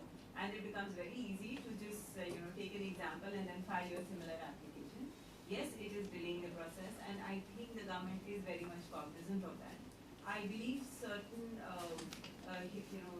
certain sections or maybe regulations may be introduced, wherein if there is any genuinely, like, if a genuine IA is there, it is fine, but if there are frivolous IAs which are being filed to delay processes, I believe there could be certain deterrents in the future, which I think is being thought about with a lot of thinking, because we need to stop unnecessary litigation. I'm with you on that. But then it is required. But to form the correct litigation, the correct jurisprudence also, you need to develop, because our law is, certain just few sections and some regulations. So primarily IBC, when it came, it was thought about that it would be the jurisprudence what would be the most important. So yes, even the frivolous IVs are when if something has gone to the Supreme Court and already settled, then you continue to file such IVs, then yes, there could be a deterrent, but jurisprudence is very important. IBC. Can I make one point to this? So we all recognize that there are these IAs not just here but almost everywhere. We are a litigious society. We fight out. We are argumentative in all aspects, and we do this, or we are able to do this because the law permits, our constitution, our rule of law, our judicial system permits us to approach a court if there is a grievance. Nobody can shut our doors on that. Even IPB can't frame a regulation to say that you can't go to court. There are two ways of addressing it. One which Pooja mentioned as something which serves as a deterrent. And that deterrent in courts abroad is exemplary costs. If you file frivolous litigation and you suffer an order, then you pay not only your own cost, but the cost of the other side as well, for dragging the other side into litigation. And that serves as a deterrent, and therefore US, UK, many other countries, the parties settle even before the matter is adjudicated. So that's one way of doing it. The other is that we need to build a culture, we need to make people aware that insolvency is not an adversarial proceeding. These are consensual proceedings. But of course, disputes would arise even in an insolvency position, and therefore, the best way of approaching them is by way of developing a culture of mediation. Mediation is something which the government as a policy has already introduced by bringing in the law in 2023. Mediation is something which, for the time being, IBC applies to IBC, but there is a report of the IBBI which has recommended to the government that IBC should be excluded from Mediation Act. It should have its own ecosystem of mediation, and that will happen soon. So incrementally, going forward, hopefully, we will see a reduction in number of IAs. It remains challenging, and most of the IAs are coming in real estate cases because there are a large bunch of allottees who come in who have late claims or who are not satisfied with their claims. Thank you, sir. Thank you so much, ma'am. There are two questions there. There is a gentleman, he is raised his hand quite a few times. Yes, There's a girl please. at the Swati has.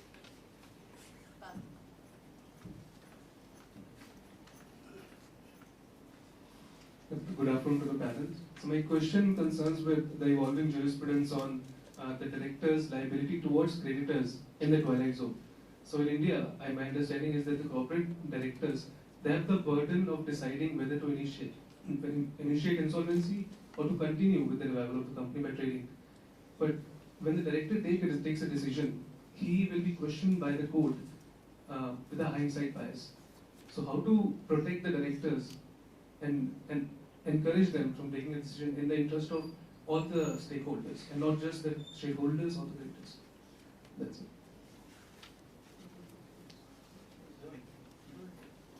Maybe you can supplement it.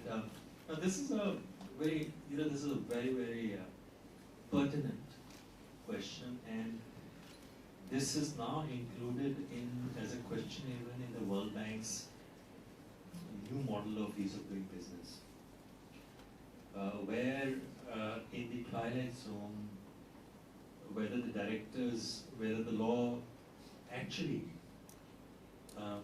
requires the directors to decide whether the company is insolvent or is unable to pay its debt, it should take steps. I mean, you know that in Spain a similar provision exists, and we faced in one of the insolvency cases where, you know, subsidiary went into insolvency in Spain. I mean, the director was obliged to pass a resolution unless there were some remedial measures taken. Now, because I chaired that committee, the Ministry of Corporate Affairs, which is sort of looking at this, so I can't really discuss too much in detail. But I have to tell you this, that this is a very tricky issue. We already have a duty of care as a fiduciary duty that is inbuilt into the corporate law. But there's nothing that exists more specific indirectly. It can't be part of IBC because IBC comes into picture only after the company has been integrated into insolvency. Before that, there's no jurisdiction. There can't be a pre-insolvency in the Insolvency Code. But in the Companies Act, whether there's a direct provision or not, there isn't. Whether it should be interpreted to mean that there is a duty of care, yes, it should be. And it will be World Bank who will decide, which will decide what score India will get on that. That will determine whether we are okay with that or we need to tweak. But in my view, there has to be a positive, affirmative requirement of the board to apply its mind on that situation, record it in the minutes as a collective wisdom of the board as to what they believe they should do. It should not just be a casual, symbolic duty. That's what I think. Yeah, just quick supplement to that, Suma. I mean, this is probably one of the biggest topics that we should be, or we would be debating in terms of the attitudinal change that I mentioned about, in terms of not just the lenders but of the promoters as well. It's quite commonplace, as Sumant mentioned, in the Western world, that as soon as they see that there is a problem, they need to discuss it in the board and they need to talk to the stakeholders as to how to resolve that. Example, to the lenders and to everybody else, if you're going to miss the payments, how do we can we look at this thing? I don't think that level of transparency is there in our system today, and there are enablers in the corporate law that have come, but in practice there is still a distance to travel, and that needs a fair amount of debate and implementation to make that. It needs majority from the bankers as well as from the promoters. Thank you, sir. Can we have a question from over this side? There's this girl who's raised her hands a few times at the second of it. No, the one in front. Good afternoon, respected panelists. We know that IBC majorly deals with two kind of resolution processes. One is for corporate and the second one is for personal. Now, I want to put a question to myself, is that it has been 8 years now after the enactment and enforcement of IBC. The personal insolvency part is yet not enforced. What could be the future for it, and how are things going to be handled?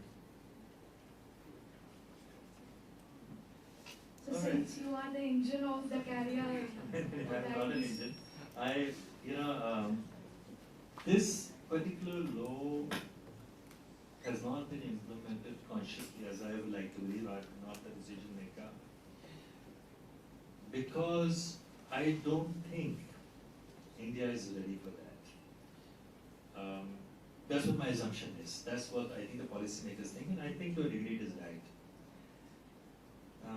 My disappointment is that we are not even taking steps to make for the readiness. We may not be ready today, but we want to be ready about 3 years from now or 4 years from now. We have to start now. Because even after 4 years we take a decision, I certainly believe it will take us 4 years to get ready. We are talking of a personal insolvency law which will deal with 1.4 billion over people. Living in different parts of the country, living in different cultures, living in different status of economy, different ways of life, different beliefs, different languages, different traditions. How do you apply one single law to them?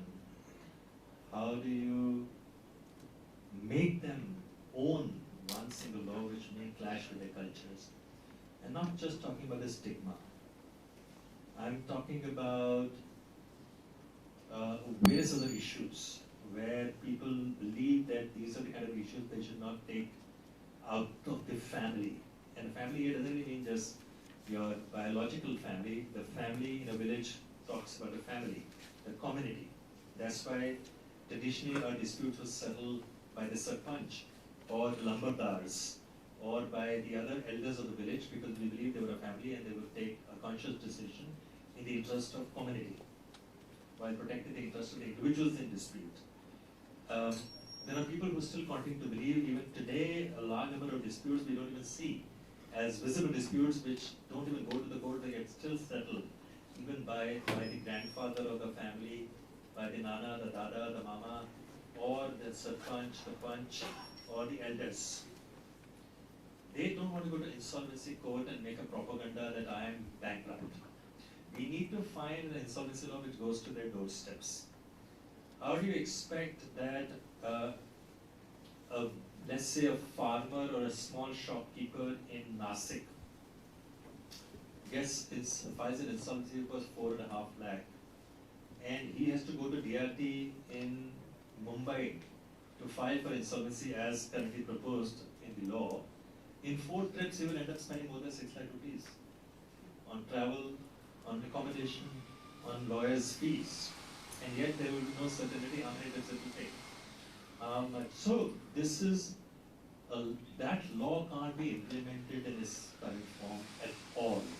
There are 2 reports of the working groups. I was a member of both the working groups. I have written the report of the first, which the government decided not to make public because there was no agreement with my recommendation, so I came out too strongly perhaps. But the second one, of course, was more incremental, which is in public domain. But thankfully, the government agrees with each and every recommendation that we made in the first report, which is that there has to be mediation, that only a dispute of a certain amount and above needs to go to court, but that court can't be NCLT or the DIP. There has to be use of technology.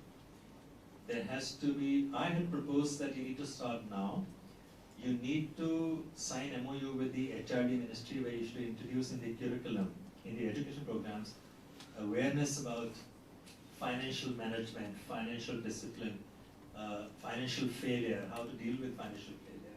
So that you start learning from, we had proposed that you should have stories, short stories in the schools, so that a child learns how to deal with failure, financial failure, if you need to deal with stigma. It will happen over a generation. We had said that you should engage ASHA workers in the villages who speak the language, who have access to the women, who the women will confide in, who can disclose where the debt is and educate them how to resolve it. We had mentioned that you should make OTT series, documentaries on a case on insolvency, show it in Doordarshan or otherwise to educate.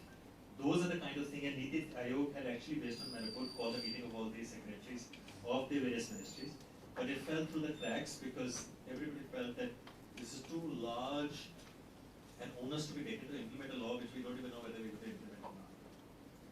But this is what will happen, and it must happen whenever we implement the law, but I don't think it's going to happen for the next 3-4 years. Not in this present form at least. Let's have the next question.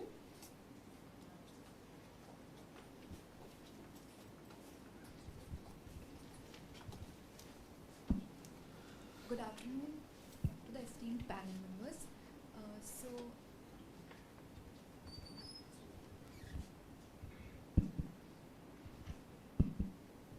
Good afternoon to the esteemed panel members. So I have this question as Suman sir had mentioned that US and UK courts are already in a mature state and they rarely amend their laws, especially like insolvency related laws, whereas India, like being a transitional economy, we keep on amending our laws, and that's a total valid reason. So I wanted to know what are the steps that can be taken or the policy measures which can be adopted so that we can accelerate this whole process of maturization of this whole economy. I think we've so that already we taken. can catch up with these countries. I think it's already taken because when IBC was drafted, was enacted, the policy was built in that we will keep the law skeleton. It will be a rule-driven process where the processes, the mechanics, the engineering of the law will happen through regulations, and that is what has happened. We have had to go to the parliament for some amendments because there was a policy shift. But otherwise, the policy intent is very clear that you need only very few substantive headline enabling provisions in the law, which allow a subset of subordinate legislation to operate freely without going to the parliament repeatedly and manage the system, and which has happened brilliantly. That's why IBBI has amended its regulation probably about 40 50 times. You see, and they will continue to do so, and that is commendable because they are adjusted with the time. Because market always moves ahead of the regulator. It is the regulator that keeps pace with the market, it's not the other way around. Because regulators can never innovate what the market can innovate. And that is why IBPI is considered to be a brilliant regulator globally in terms of how they do it. I mean, we've ended up with a little over-regulation, but that is something which is being recognized, and I'm sure with maturity even that will get addressed. But I think that is getting built into the policy that you need to appreciate that you can't go to Parliament for every single amendment, and therefore make the law only with substantive provisions, very basic, elementary, therefore more to the subordinate legislation. Even subordinate legislation are placed before the Parliament. It is not that they are free of Parliament scrutiny. Law itself says, IBC itself says that every regulation framed will have to be informed to the Parliament, it's tabled to the Parliament, and it can be questioned. To add with it, I do sincerely hope that there will be a time where we don't need the law or any amendment to the law. It will work based on the trust of the stakeholders involved. The stakeholders involved should be able to trust each other to reach a solution without the law coming into play. That's the future, I think. I think I was not able to convey my question in a better way. Just speak a bit louder, that should be okay. I think I was not able to convey my question in a better way. So I actually wanted to say, like, these amendments which keep on happening, and I think these lead to a lot of uncertainties to the stakeholders, especially, I mean, the creditors and like that. So I wanted to know, like, in that perspective, what kind of reform, like, what kind of policy measures? I'm so sorry, I misunderstood your question then. But I think that's also a very wise question, and that's something which is, again, a matter of concern, you're right, especially amongst the investors. Because too much of disruption and change in frequent changes in the policy, in the legislation, creates the uncertainty, as you mentioned. And it makes it difficult for the investors to invest, and also it's sort of, there is a cost to revisiting what you've already invested in as a implementation of that policy, be it at the institutional level or individual level or in any other aspect. But I think that is that will settle over a period of time. And as I understand, again, I'm nobody to speak on behalf of the government, but this amendment that Pooja is speaking about, which is in the offing, has been pending for now about 2 years, and it had not been introduced earlier because I have told that the bosses said that now you come with a set, don't come too frequently, because now 6 years have happened, we can't be making changes every single day. So there is a realization that too much of frequently going to the parliament, if the parliament asks what is this, right? So, but I think it'll settle. But you're right, that conceptually it does create kind of a question mark, and it's avoidable. But in the case of IBC, I think it has only served a good purpose so far. Thank you, sir. Thank you, audience members, for your questions. Let's now felicitate our esteemed panel dignitaries with a memento. I call upon Yashila to please firstly felicitate Mr. Suman Batra sir with his memento. There were some more questions. I'll be around, Nick will be around, Pooja, and we'll be happy to sort of talk to you. I know that many of you raised your hands more than once, but we are around for some time, so please feel free to talk to any of us. Thank you, sir. Let's please have a moment.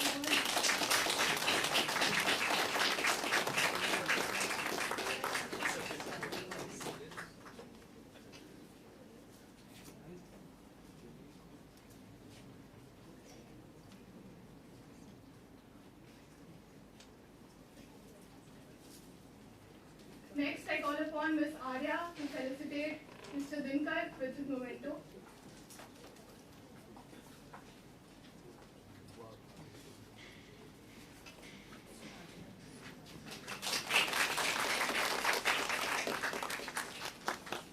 Next, I call upon Mr. Siddhant to felicitate Ms. Pooja with her memento.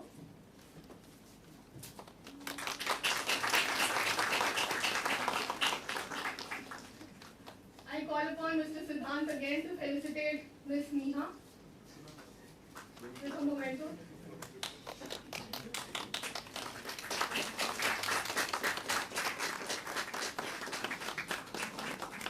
Thank you, ma'am. Thank you, members. As we come to an end of our first panel discussion of the conference, I would like to express my heartfelt gratitude to the esteemed panelists who have joined us today. Your insights have not only enlightened our students and participants, but have also opened new avenues for research within CARCIL.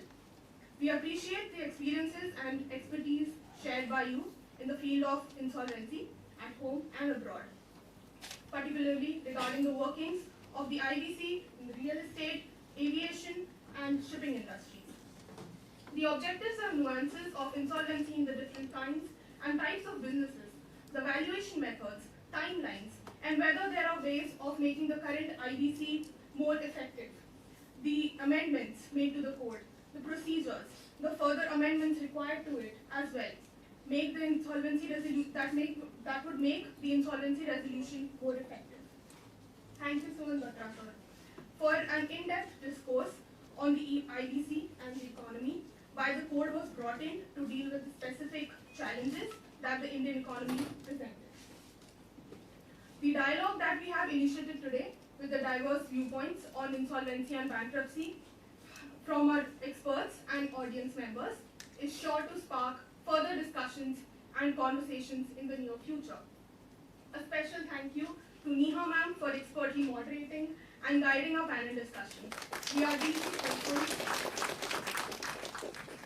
deeply grateful to each panelist for taking time from their busy schedules to educate and guide us through the complexities of the insolvency and bankruptcy code.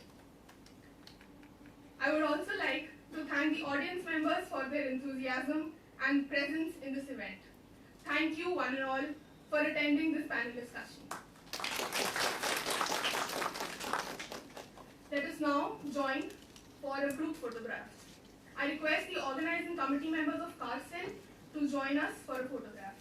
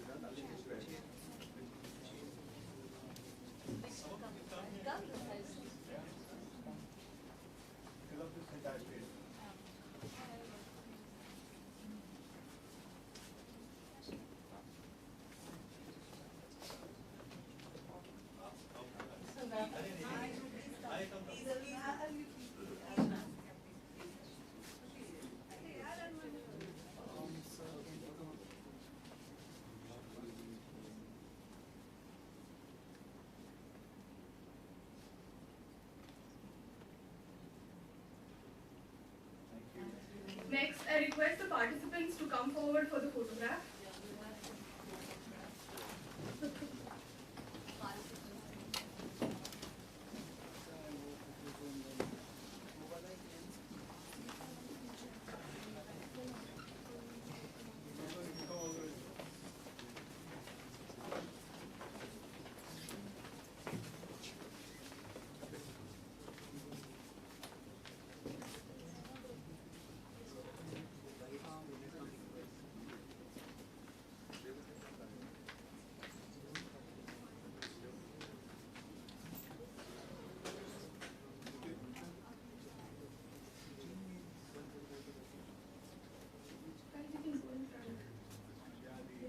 nicely kneel down and make another layer in front.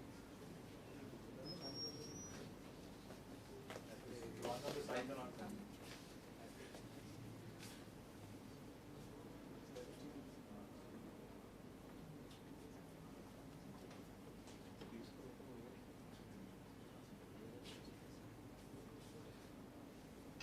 Thank you, participants.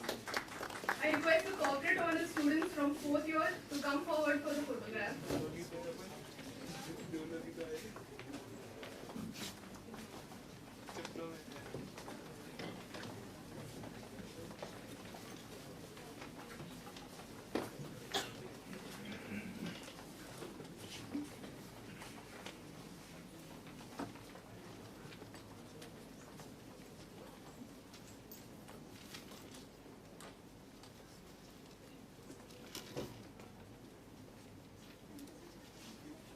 Finally, I request all the guests to join us for a huge photograph.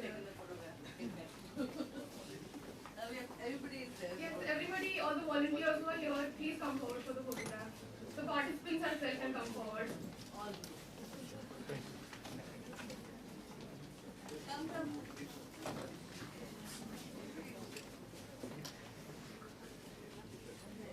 Everybody, please come forward for the photograph. Nishant, sir.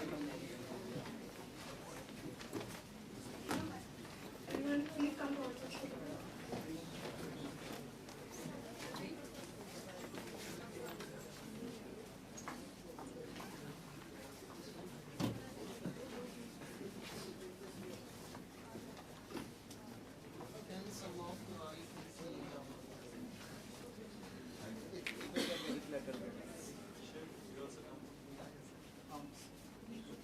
Chair पे खड़े होके लेना पड़ेगा।